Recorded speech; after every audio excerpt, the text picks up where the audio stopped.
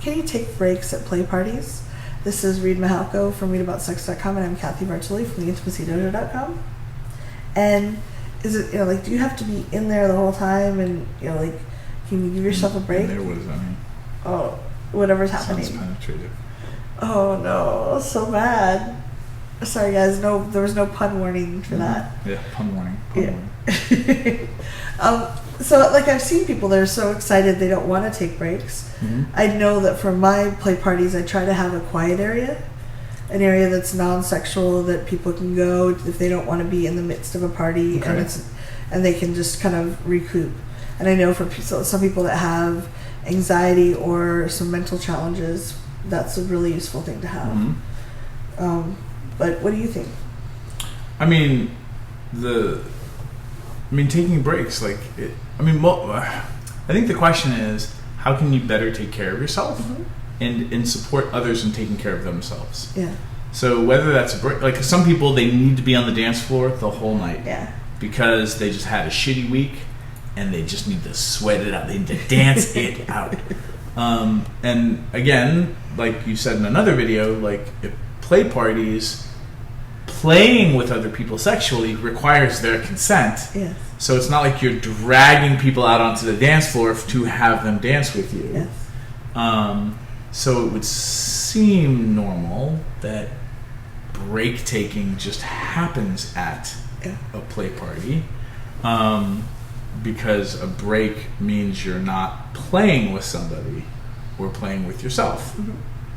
So there's a natural kind of break, and then there's I need a break, and then there's I'm not playing with anybody right now, is something wrong, which you could label a break. Maybe that's a neat little mental trick, but the bigger question is, what do you need that maybe you don't know about yet around self-care? Mm-hmm. And then how do we support everybody in a healthy way to take care of themselves too? Because if everybody's taking care of themselves out on the dance floor, it's a better dance party. Mm-hmm. Yeah. I think just tuning in, like you said, some people don't want breaks or need breaks. Some people do. Just listening to yourself and taking care of yourself and giving yourself permission to say, wow, I'm gonna walk through all the rooms and say hi to a couple of people and then go take a break. That's okay too. Like, figure out what you need with that. And if they don't have a separate area, usually they have a food area, or you can even go to the bathroom for a few minutes and just like take care of yourself. If it's not an open space. Yeah, it sounds like I'm trying to remember what it would be like to not have ever gone to a play party before.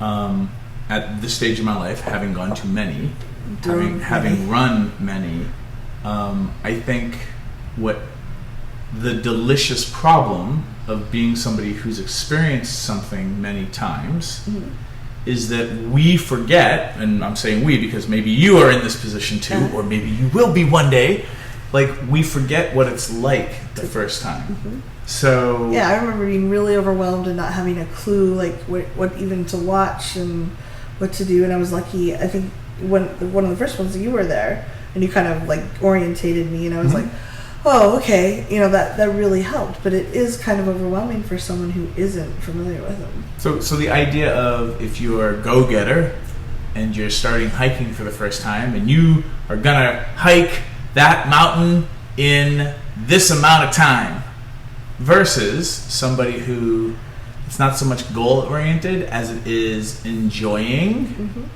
the scenery, enjoying the people that you're hiking with, if you're hiking with somebody, being present. I know that you're big on presence, to your surroundings, and what can I learn about myself, about the world, in this hike, in this journey, so that there's a little bit of a kind of beginner's mind every time you go to a play party.